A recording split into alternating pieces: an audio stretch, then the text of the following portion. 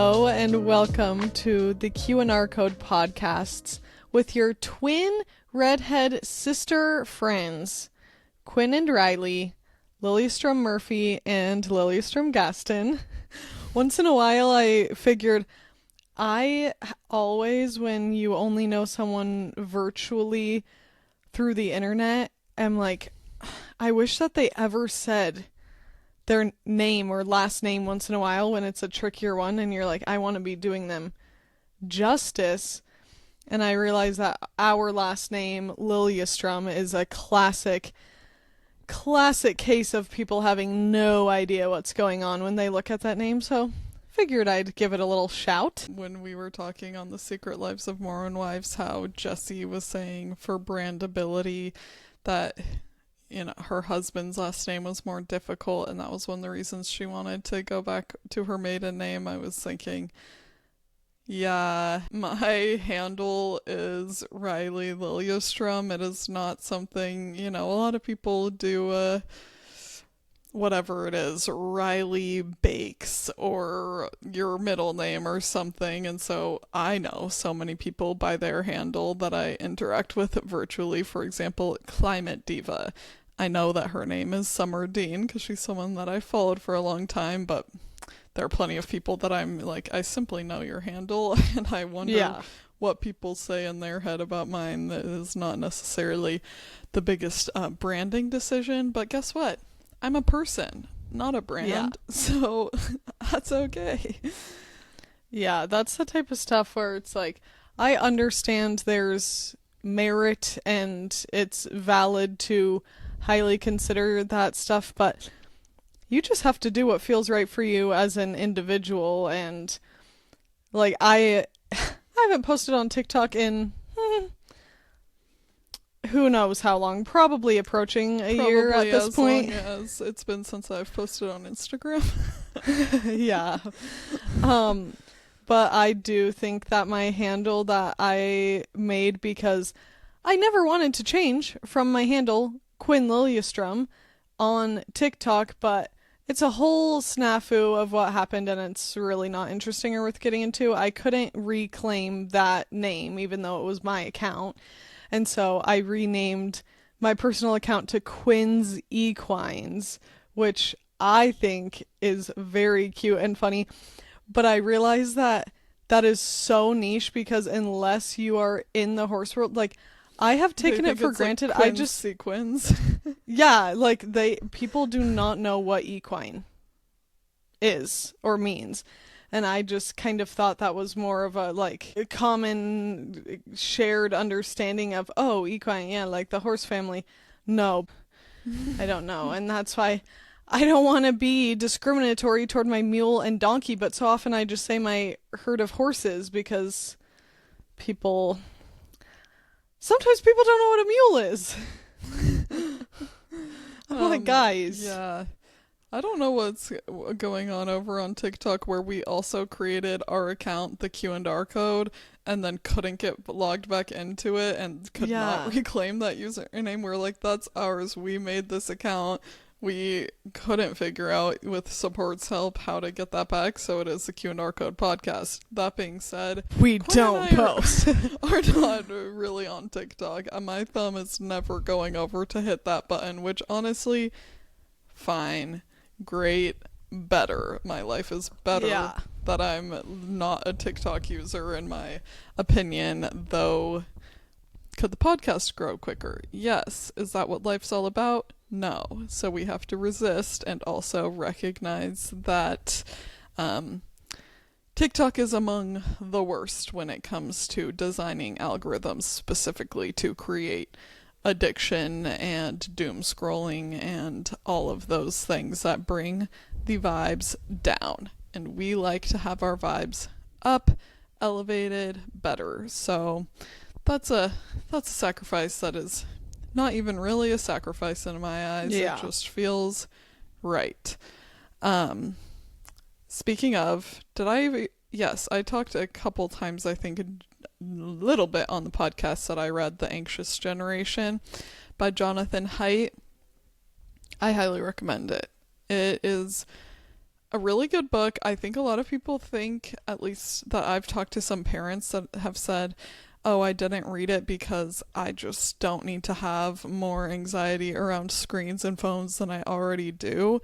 And in my experience reading it, rather than creating more anxiety, I mean, I feel like it's stuff we already know. We know that there's worse health, mental health, all of these outcomes for more screen use. You're not really hiding from that fact, but he actually provides information, ideas for how to move forward and how to not just surrender to the fact like, oh, well, my kids are just gonna grow up like this. He is like, no, we can reclaim a play-based childhood.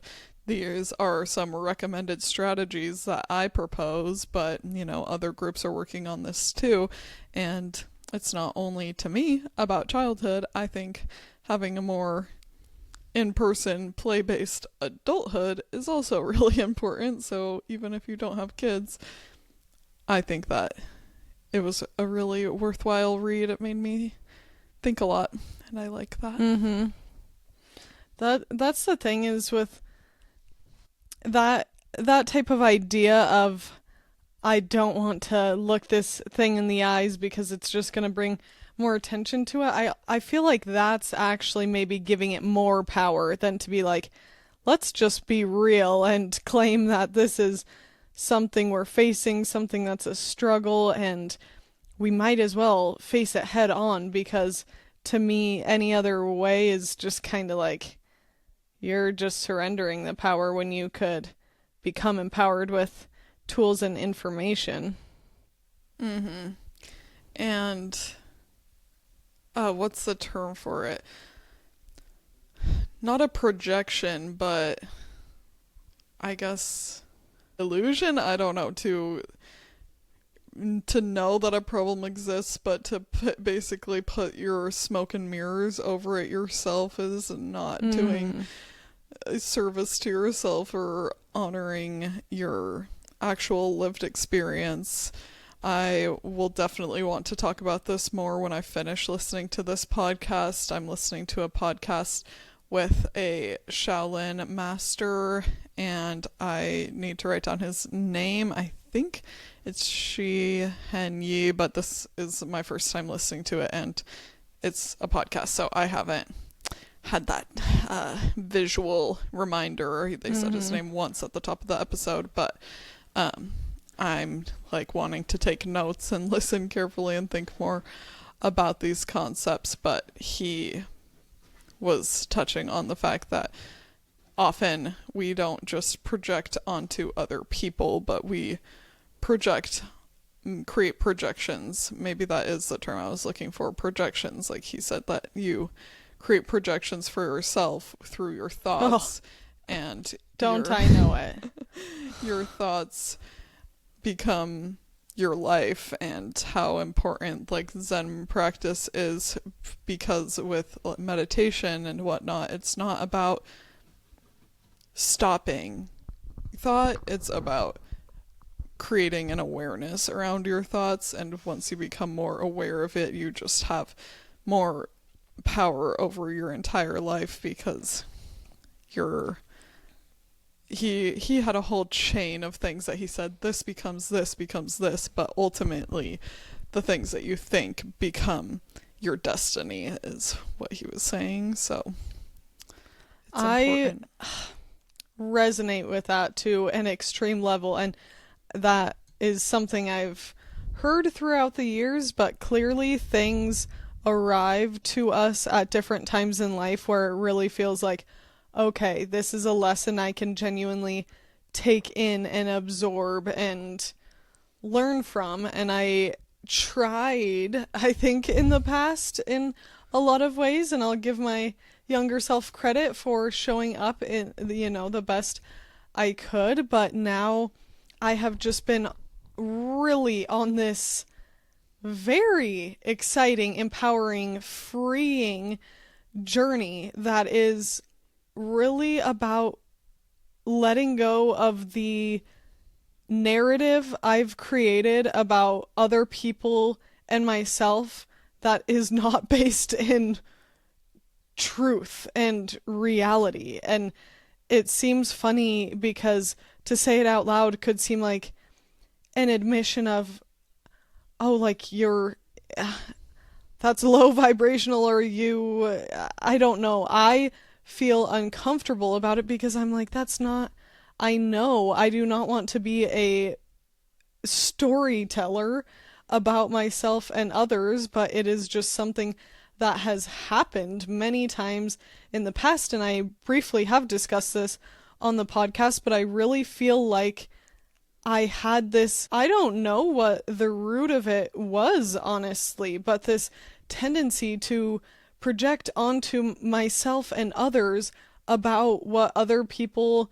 may think about me or be concerned with my life. And it's like, oh my gosh, to even worry like that is just such a, like I said, just low vibrational and not productive. And I would rather live a productive life and a life where I am choosing joy and to think highly of others and to think highly of myself and to project out onto even my animals. Like I really think that a huge through line in my life is that animals are my teacher. And if I can really just be present and be aware of what is going on when I'm in relationship with my animals, it makes me such a better person in every other aspect of my life. And I have just realized that to project onto my animals that they are this way or they feel this thing. We were talking about this in our last episode. If we, spend so much time projecting on them instead of just listening and learning, it's doing a disservice to everyone. And I love that you are listening to that in a different way, because it can help to have lessons reiterated in different ways by different people, and it just can each time scratch the different itch in your brain where it's like, oh yes, this is a concept I've considered, this is something I've been heard or been taught, but sometimes it's just the tiniest rotation that makes things really sink in with you. And I love that we are both on that journey, because it can also feels really empowering when you are sharing that type of journey with someone else in your close community and circle, and to feel like I want to be constantly surrounding myself by people who I admire and look up to and want to be more like. And I am someone who likes to lead, but there are also times that, like, to be a good leader, you also need to be led, and I want to have that type of mindset put into action around me. We're lucky with our crew because we have a lot of that. Definitely. This was actually sent to me by my father-in-law, stepdad-in-law, I guess, but he said lots of great nuggets of wisdom in here, and so I was like, okay, even though this is a 2-hour and 45-minute podcast, which is not usually the road I choose to walk, I will, and I'm glad. It's good. The other thing that I have been listening to lately, Game Changer by Rachel Reed, first book in the Heated Rivalry series. Dad, this isn't for you. It's not about you. This is, just leave Maybe it alone. Maybe it is for him. I Maybe would be it a little should surprised. Be. It's not very, like, John Grisham coded, but, oh my gosh, not all smut is created equal, and she is such a good writer, where I think that the term smut can be a kind of derogatory genre to act like, oh, this is like, you read it for one thing. But I feel like with her, she is actually writing a good story, which is so nice and refreshing. The writing does not make me feel like, oh my gosh, this is just corny. The plot that's here is only for one end. Like, the characters are built really well, and you feel so connected to what they're going through. I think I also really like reading it because it's a queer story that touches on that actual experience of how it feels to be an adult and closeted and feeling like, because of the world as it is or your line of work, like maybe I will just live my life in secret always, and that feels like the safest decision for some people, even if it also is very filled with agony and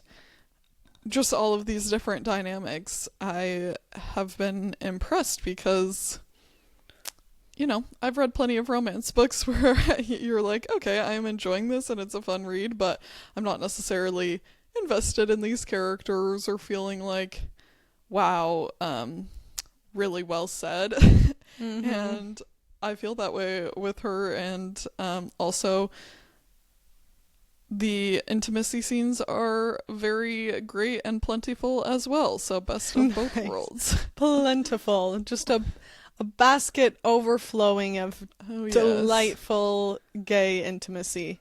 This is nothing like Court of Thorns and Roses, where here I am, I'm like 300 pages in, and then there's like a moment of they might kiss. I'm like, Jesus, come on, people.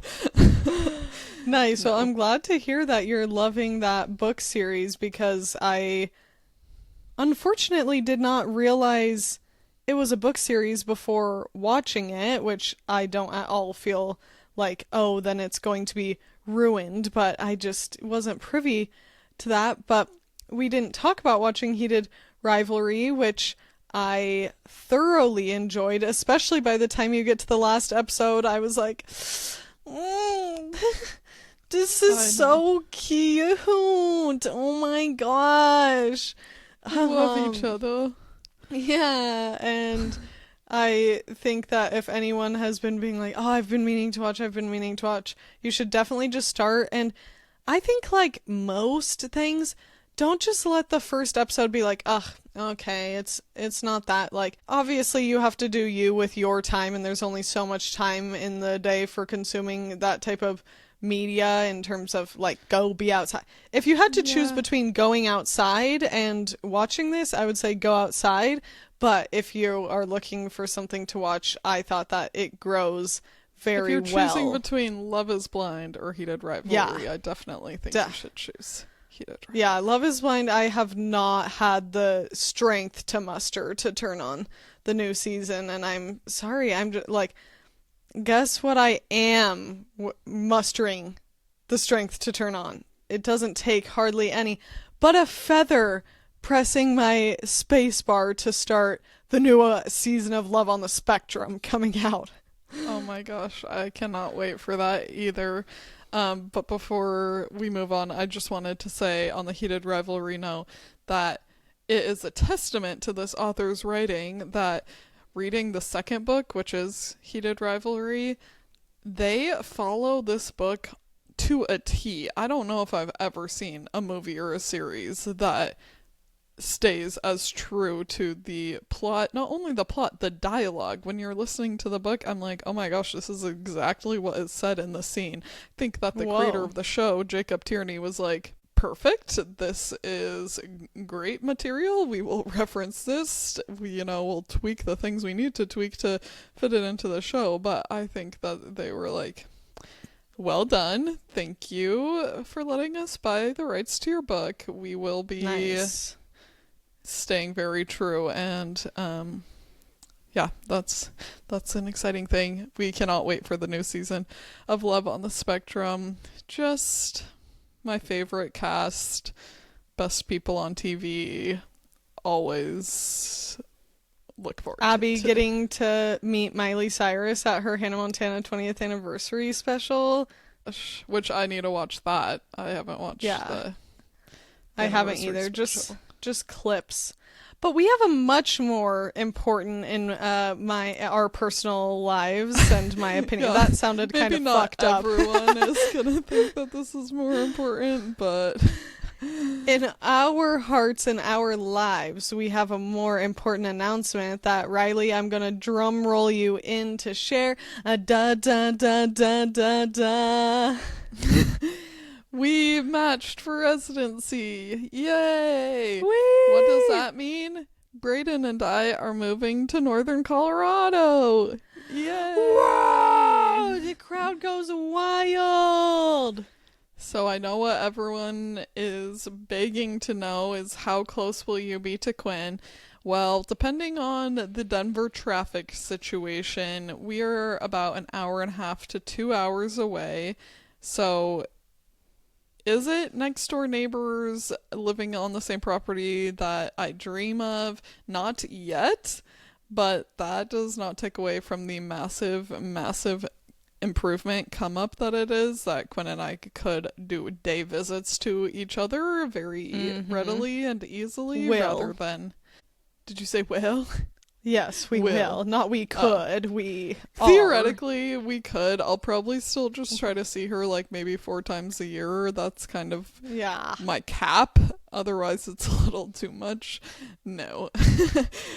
She's having fun being a pest. That's not the case. I will be seeing my twin and my baby's nieces and nephews as much as possible. Raj is going to get way more cousin time, which he is very excited about.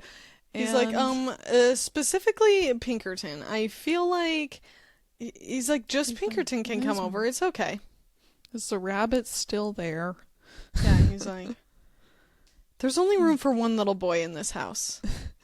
No, he is going to learn to embrace the other little boy. They are such knuckleheads. But in any case, we're doing our cross-country move. We headed back east, 4 years ago, and now we're headed out west. It's so funny because Brayden always says back west because that's our home and where it is, and out east to come this way. And I realized and was talking to my mom about the fact that it is specifically like this, what they say is out west, because that was westward expansion, and when you say back east, that was like the place that colonialists would go back to. But that's different for our experience. It just is something that I'm grateful for, that we had time on the East Coast and learning more about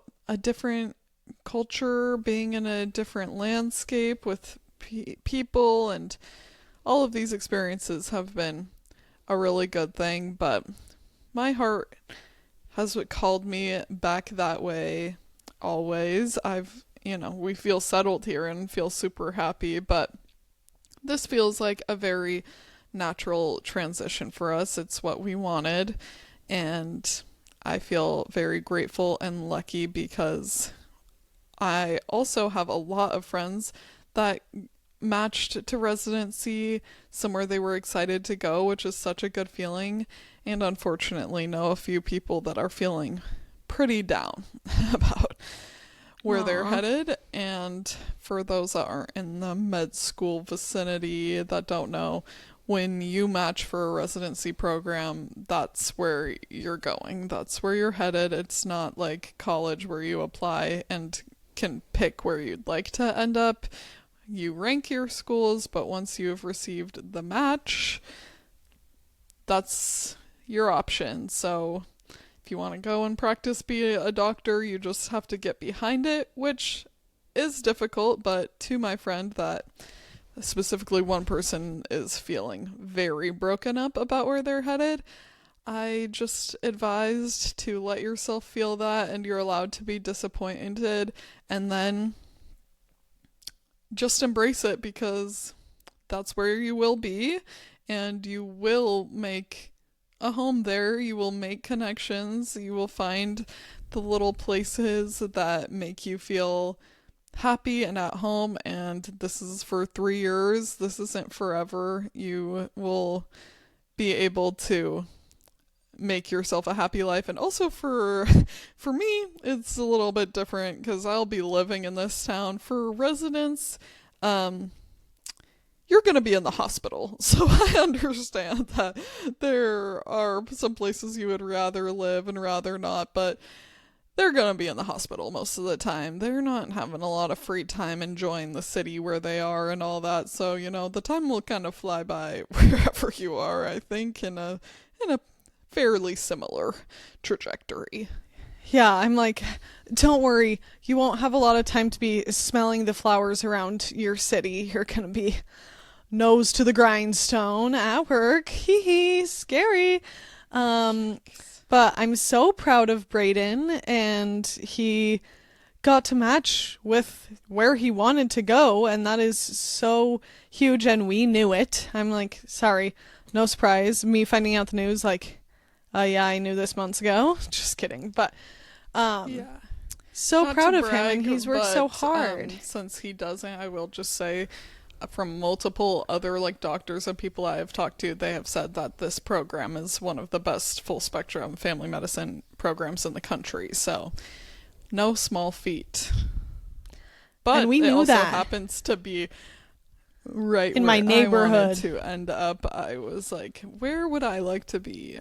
Here's a radius around where Quinn lives. Yeah. And if you could search within that, that sounds good. I'm stoked because we'll obviously get to have so many sleepovers, and we're going to have plenty of times where we're spending multiple days at each other's houses in a row. And who knows if Sean and I end up moving closer to you guys, time will tell, but it is just such an exciting moment and such a relief of just having the information that yes, indeed, we are reuniting. Like an hour and a half, even in the worst case scenario, which I just don't think we're going to commute during the worst times to commute. I think that we will just plan our, commutes well, but an hour and a half to see you, like, okay, I would drive an hour and a half for Music City hot chicken. Like, you know what I would really drive an hour and a half for? Double dubs.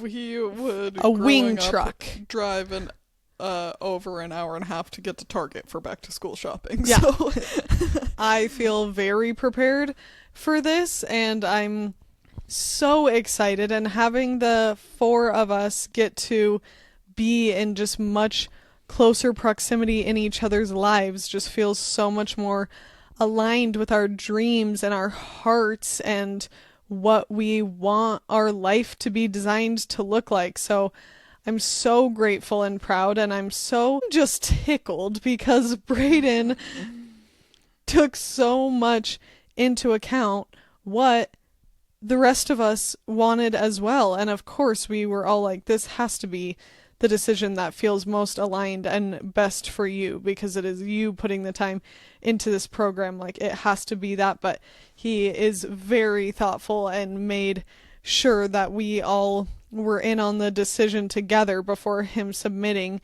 his ranking. Oh god, how cute, my heart. And I know.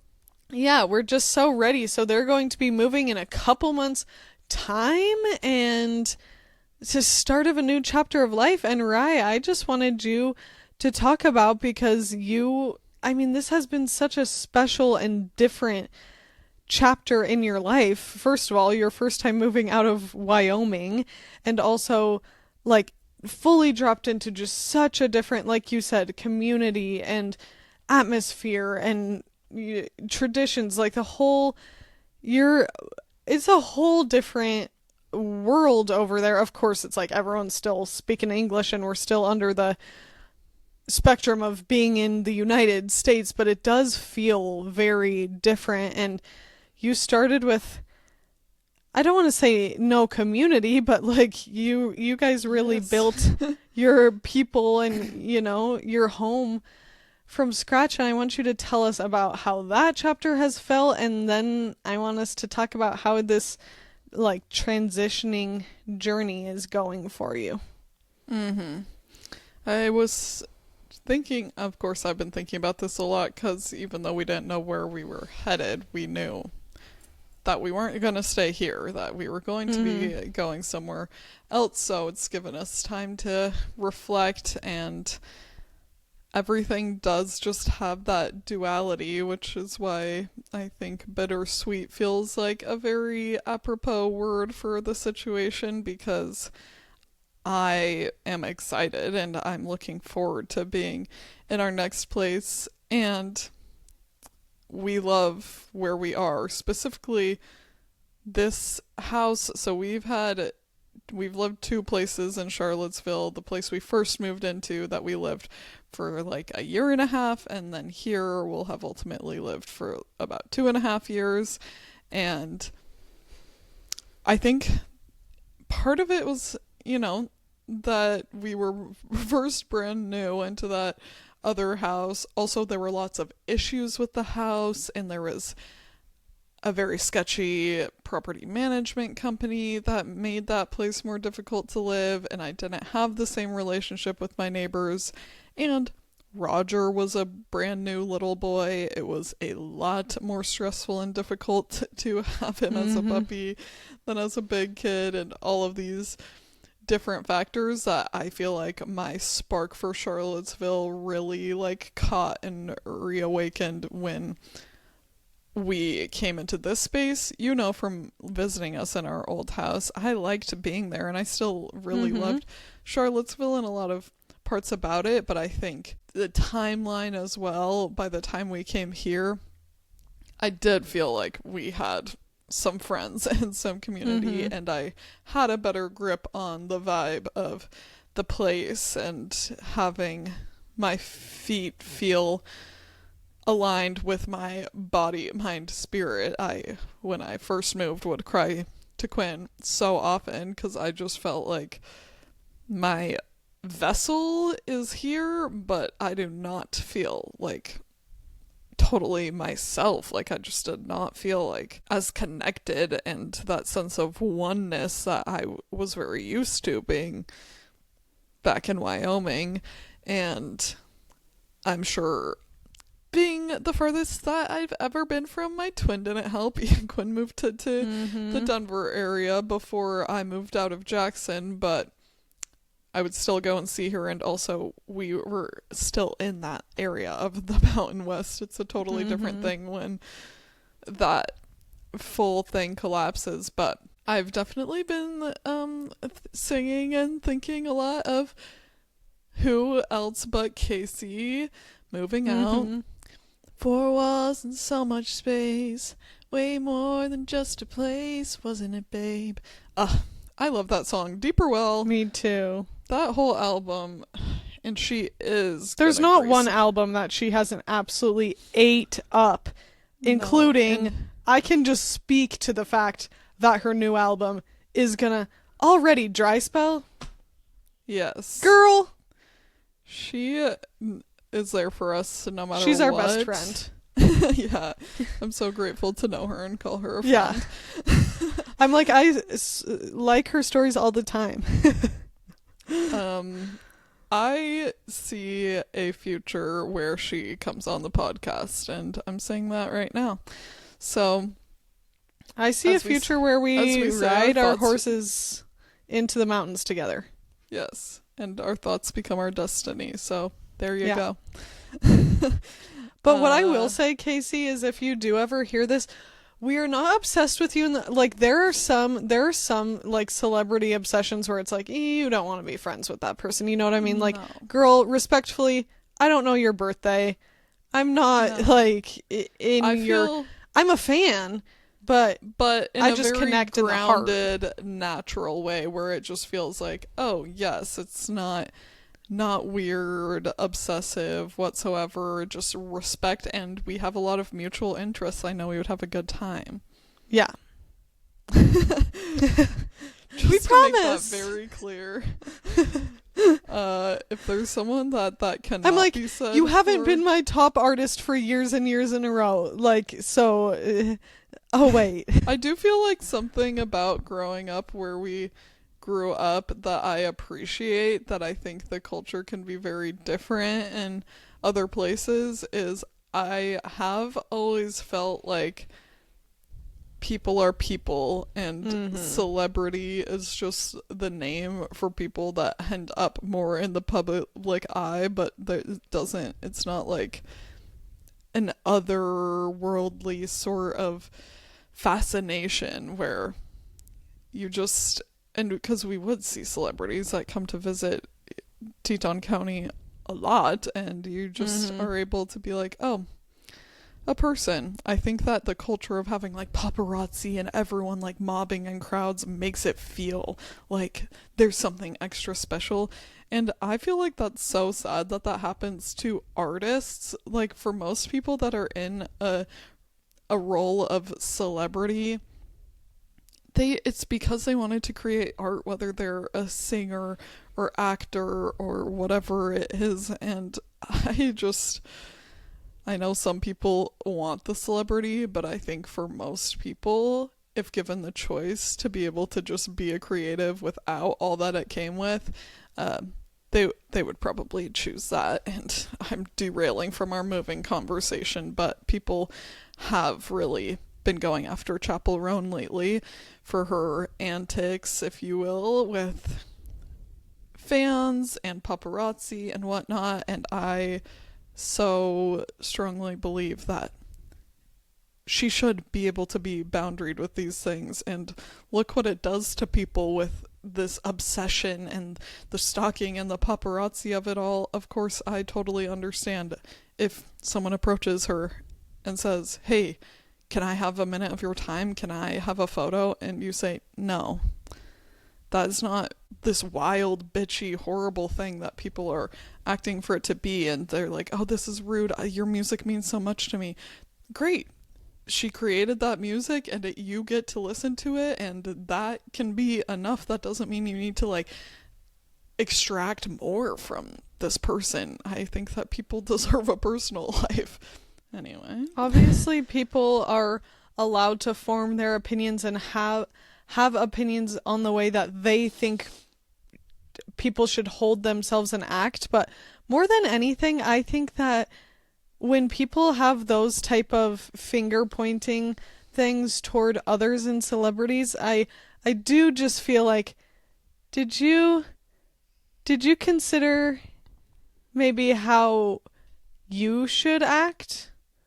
Because I think that so often those criticisms get projected onto others, but are you really doing your best to live in alignment with those values and be that way yourself? And how are you as an individual treating someone that you walk past on the sidewalk or that you meet in a coffee shop or your barista, whatever it is? And I'm not saying people criticizing her are bad. I'm just saying I feel like it's very easy to project onto other people what you think they should do, and I think that we could mind our business a little bit more. Obviously, if someone's being a horrible person and being violent or vile, that I think you should stand up in justice, and it's not just like, oh, I won't get myself into what doesn't concern me. But I think in general, a little bit more minding of people's business could go a long way, and just try to act the way you wish that others would become. Also, think about the intensity of when you're out and about with friends or whatever, and you meet someone new, and you've known them for a few minutes, and they're like, oh my gosh, I love you. I'm literally obsessed. You are like my best friend. And you're like, oh, okay, I appreciate that the sentiment is a positive one, but also it feels like a lot when we are just starting this new relationship, and to get that from strangers of like, you are my entire world, is like, that is a nice sentiment, but also you're just a person at the end of the day. And I can understand how that would feel very intense and uncomfortable to have people telling you like, I rely on you for my wellness, and you are a stranger. Anyway, returning to our moving talk, something that I have been thinking about is that it, I don't know. I don't know if the speed of transportation makes us feel more disjointed with a move than what our human brain is used to. Because think about how recently we've been able to take a car and go across the country like this. Yeah. If we were back even just In our grandparents' 150 lifetime. years ago, yeah, in a grandparents' lifetime, but even a little bit before with automobiles, it's like people have always been nomadic and moved around, and for various reasons ended up picking up from one place and moving to another. But I feel like the pace of like walking across the landscape or taking a horse or a wagon kind of allows you to keep up with the fact that that's happening. But when we can go from one side of the country to nearly the other in 2 long days of driving, it does feel a little bit like, oh, all of a sudden I was here and now I'm here.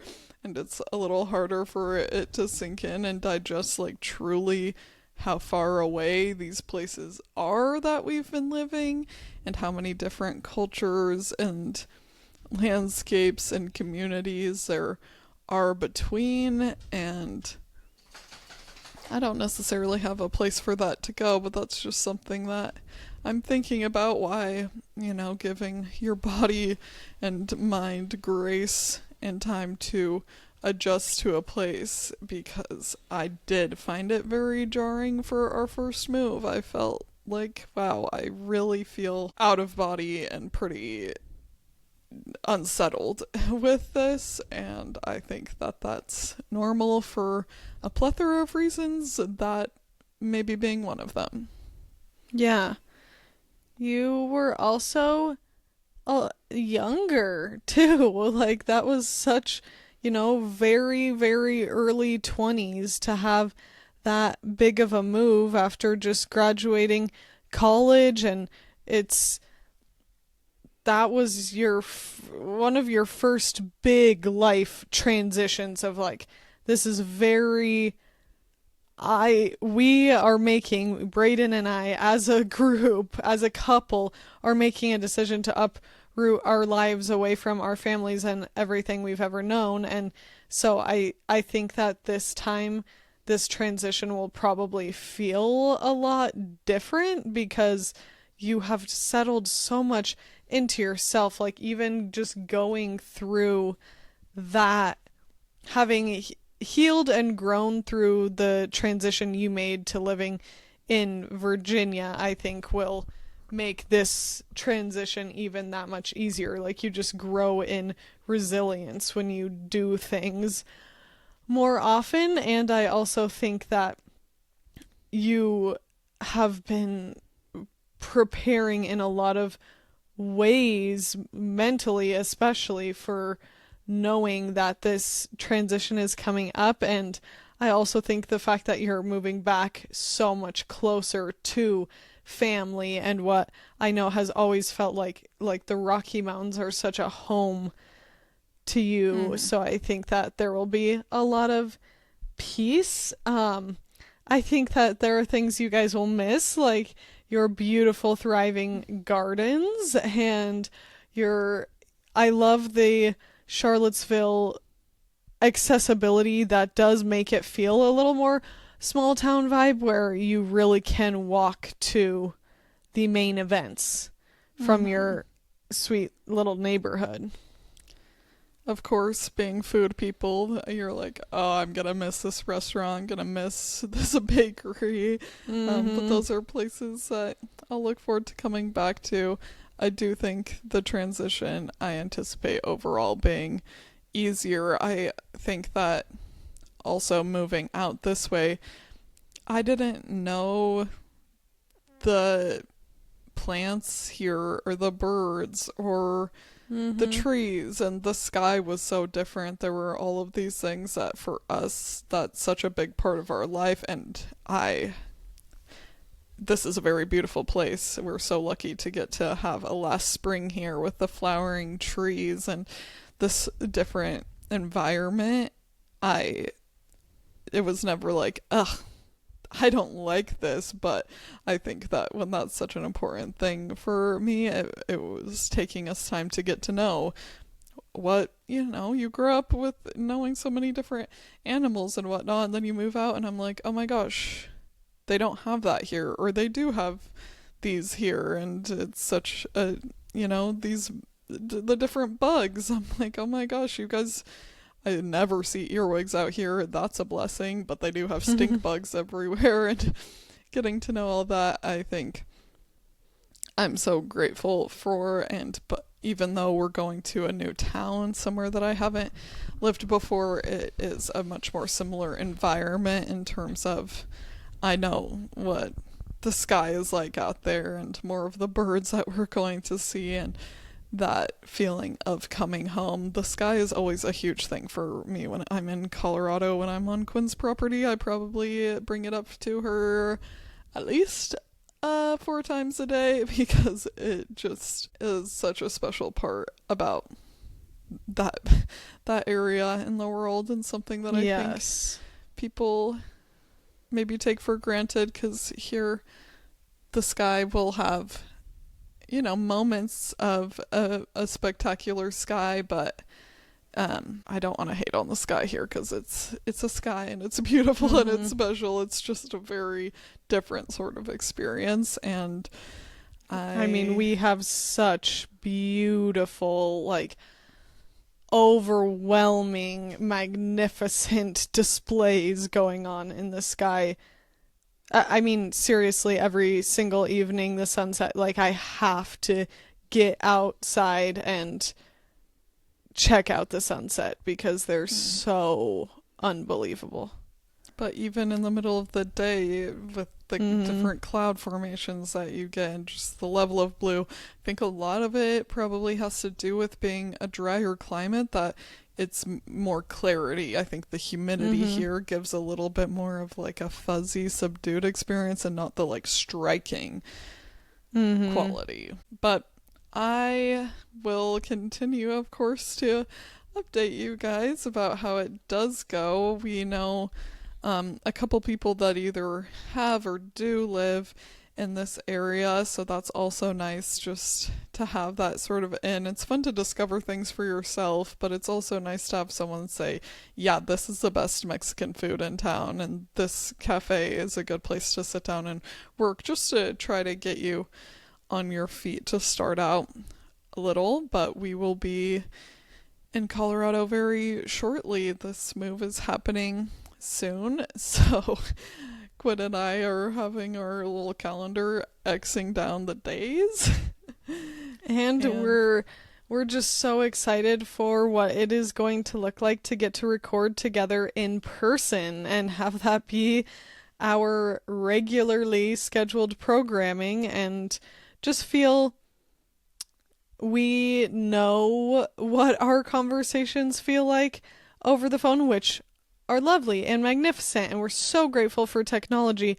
But I think with anyone, probably, at least I'll speak for myself, I'm a very sensitive energy person, and having in-person physical energy that you're just getting a sense off of that person, and it's just a much easier back and forth. And even for the fact of like the technological difficulties that sometimes we run into, we do our best, we do our absolute best that we can, but for what we have and what we can afford, we have to be very mindful about how we are back and forth in conversation on the podcast, so that audio stays clear and stuff like that. And I think it's just going to be such a like settling in, very natural and in tune, in line with us and our twinship, to get to be having conversations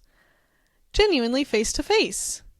Yeah, we've been looking forward to that for some time, and we can always be grateful for this podcast starting back in my little house in our first rental in Charlottesville, where Quinn and I got excited about the podcast, and we did record like 5 episodes that were never aired, but I think that's what we needed to just get started with how the podcast was going to go, and from there it was off and running. And it's just wild. I said it before recently, but it does not feel like it's been only 2.5 years of the pod, but compared to podcasts, 2.5 years is a very aged show.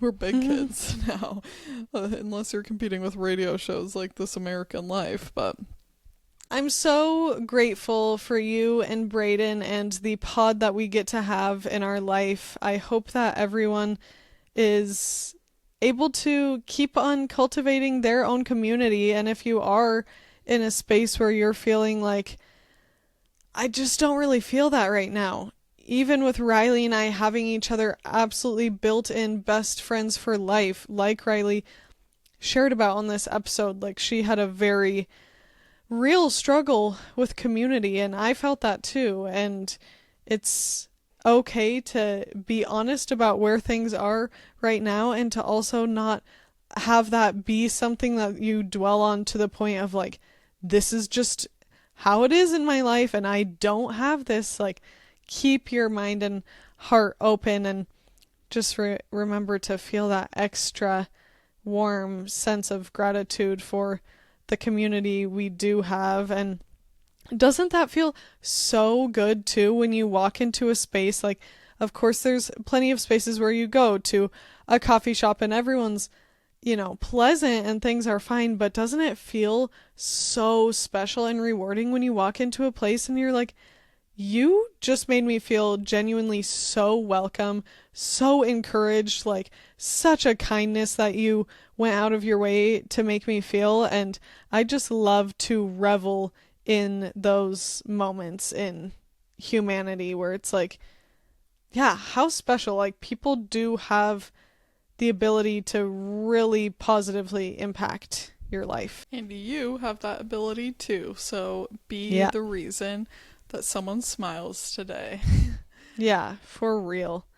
I am going to do a couple of slap and folds, turn and folds on my High Hydration sourdough loaf that is in its, dough that's in its bulk rise. And everyone cross your fingers that I can get anywhere close to the delicacy that is Riley's sourdough loaves, that genuinely out of the oven you crunch to a actual into smithereens and it springs back up into its form. So let's just hope Quinn. That for me, please. That's so funny because I'm gonna go do the same. That's twinship nice. For you guys. I love Sending that. you love for the rest of the week, and we'll talk to you soon.